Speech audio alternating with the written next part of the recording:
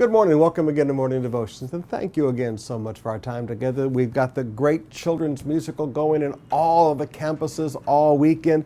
We're so proud that in each one of the campuses now they have their own group of kids, and each campus puts on its own children's musical each time. And parents, thank you so much for helping us with all of that. Right now, I want us to go back to the book of Luke, chapter 23, verse 50. Now there was a man named Joseph, a member of the council. He was a member of the Sanhedrin court, a good and upright man who had not consented to their decisions and actions. He came from the Judean town of Arimathea, and he was waiting for the kingdom of God.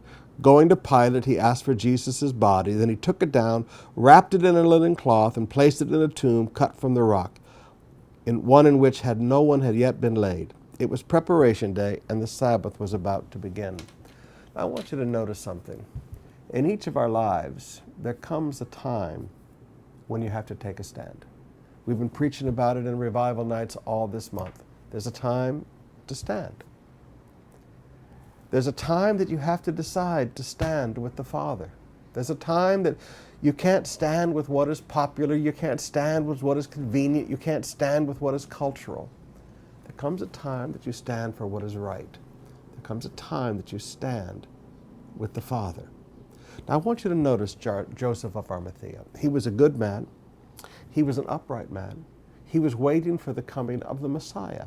This is not a bad man, but he's a good man in the middle of a bad situation. Let me say that again. He's a good man in the middle of a bad situation. He's a member of the Sanhedrin court. He'd been there while they made the decisions to crucify Jesus. He was there in the illegal trial. He was there as they spit upon him and they punched him. I mean, he was there. He observed all of this. But he was a good man. He was an upright, righteous man. He was a man that was waiting for the coming of the Messiah. But he never took a stand. Now some of you, please forgive me. I don't want to be harsh. But some of you, you're good people. You really are. You're a good person. You're a righteous person. But you're in the middle of a horrible group of people. You're in the middle of a horrible situation. And you don't say a word. You don't agree with what's going on, but neither do you take a stand. Now I want you to notice there came a point that Joseph of Arimathea had to take a stand. He had to take a stand before Pilate. In verse 52, he went and asked for the body. He had to take a stand before the people. In verse 53, he had to go publicly and take the body of Jesus off the cross.